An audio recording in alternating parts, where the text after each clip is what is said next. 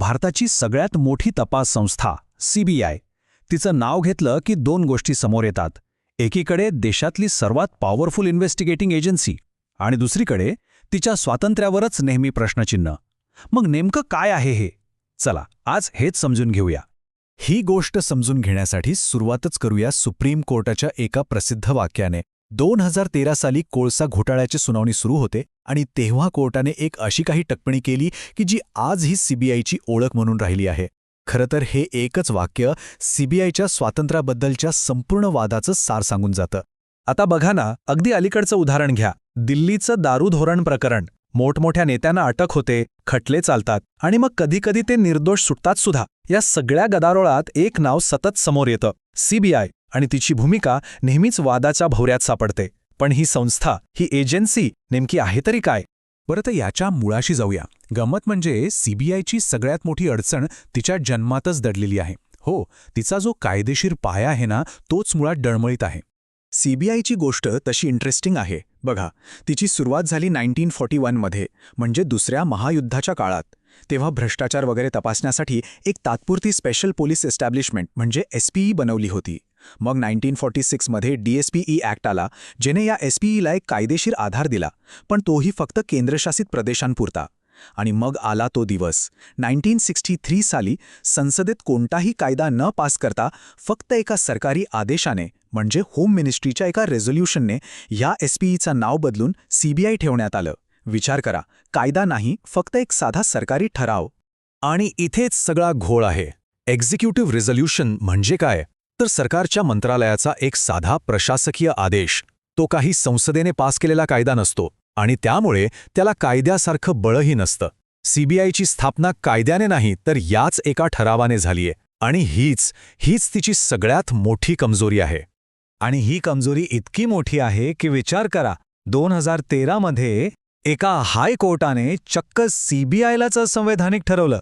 हो, तुम्ही बरोबर ऐकलं, देशाच्या सर्वोच्च तपास संस्थेलाच. गुवाहाटी हायकोर्टाने हा असा काही निर्णय दिला की सगळ्यांनाच धक्का बसला. कोर्टाने अगदी स्पष्ट शब्दात सांगितलं की ज्या सरकारी ठरावावर सीबीआय उभी आहे तो ना कायदा आहे ना त्याला कार्यकारी आदेश म्हणता येईल. आणि म्हणून सीबीआय हे कायदेशीररित्या बनलेलं पोलीस दलच नाहीये. म्हणजे विचार करा, त्यांच्या मते अटक करण्याचा, तपास करण्याचा किंवा खटला चालवण्याचा अधिकारच सीबीआयला नाही. आणि मग पुढे काय झालं तर याहूनही मोठी आश्चर्याची गोष्ट घडली. गुवाहाटी हायकोर्टाच्या या निर्णयावर सुप्रीम कोर्टाने एक स्टे ऑर्डर दिला, म्हणजे त्याला स्थगिती दिली.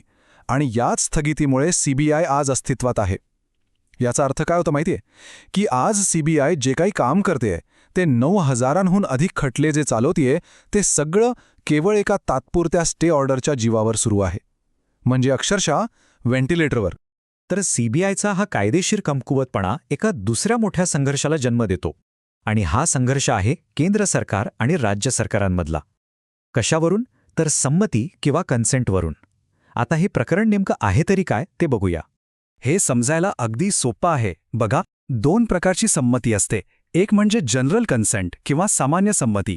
म्हणजे राज्य सरकार सीबीआयला एक प्रकारचं ओपन इन्व्हिटेशन देतं की या आमच्या राज्यात तपास करा. पण जेव्हा राज्य सरकार ही जनरल कन्सेंट मागे घेतं तेव्हा सुरू होते स्पेसिफिक कन्सेंटची प्रक्रिया. म्हणजे मग सीबीआयला प्रत्येक केससाठी प्रत्येक वेळी राज्याकडे वेगळी परवानगी मागावी लागते आणि राज्य सरकार ती परवानगी नाकारूनही शकतं. म्हणजे प्रत्येक वेळी दार ठोठावून विचारायचं, आत येऊ का? आणि हा काही छोटा मोठा संघर्ष नाहीये. गेल्या काही वर्षात पश्चिम बंगाल, झारखंड, अगदी कर्नाटकसारख्या जवळपास 10 राज्यांनी सीबीआयला दिलेली ही जनरल कन्सेंट काढून घेतली आहे. गंमत बघा, छत्तीसगड आणि राजस्थानमध्ये जेव्हा सरकार बदललं तेव्हा ही संमती परत दिली गेली.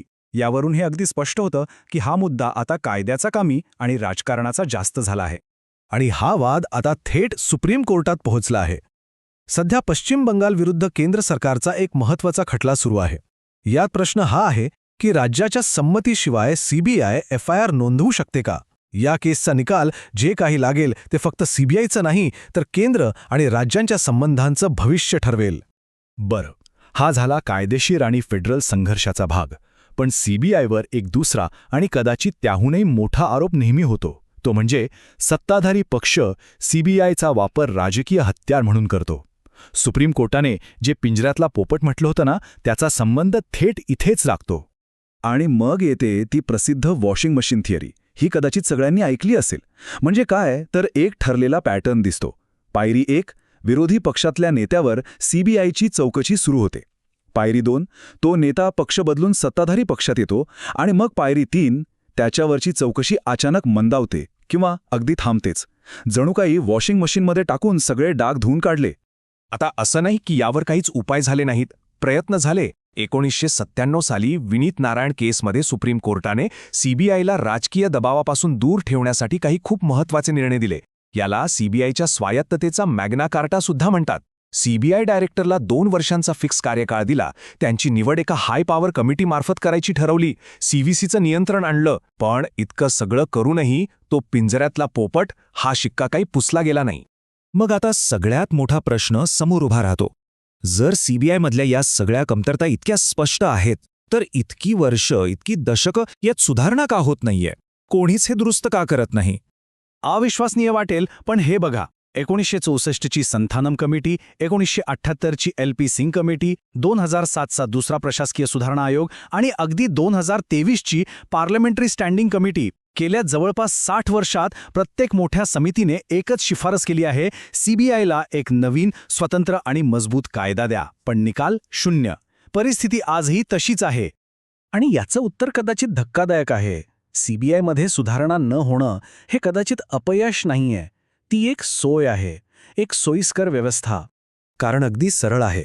एक, कायदेशीरदृष्ट्या कमकुवत सीबीआय कोणत्याही सत्ताधारी पक्षासाठी एक शक्तिशाली राजकीय हत्यार ठरते. याचा वापर करून विरोधकांवर दबाव टाकता येतो. ती वॉशिंग मशीन चालवता येते.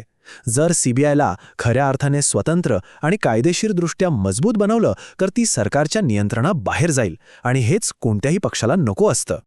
तर मग शेवटी प्रश्न हाच उरतो. 60 वर्षांपेक्षा जास्त काळ झाला. अनेक सरकारं आली, अनेक गेली, पण कोणीही सीबीआयला एक मजबूत कायदेशीर आधार दिला नाही. तर मग सीबीआयचं हे असं कमकुवत असणं, ही आपल्या सिस्टीममधली एक चूक आहे, एक बग आहे, की मग ही एक ठरवून केलेली सोय आहे, एक फीचर? यावर विचार करायला हवा.